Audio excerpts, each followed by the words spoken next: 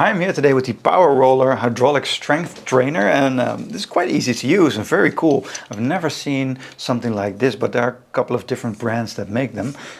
So very cool. You have like your power setting here. It goes from 1 all the way up to 15, and I've been lifting for quite some time, but 15 I can't really get anything in there. So very nice. So you can gradually move up, and I think that's the cool thing of something like this, right? So you can gradually move up with your exercises. So something like chest exercises with this. You can do your biceps with this. You can really feel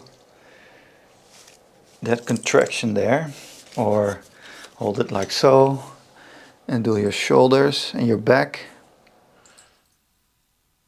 So very nice. And the cool thing about this one is you also have like a hook here, so you can hang this from a rubber band and then do exercises as well. And you get some wheels, some caster wheels, so you can add one here and then here at the bottom, and you can also do like your crunches on the floor. So it's very multifunctional.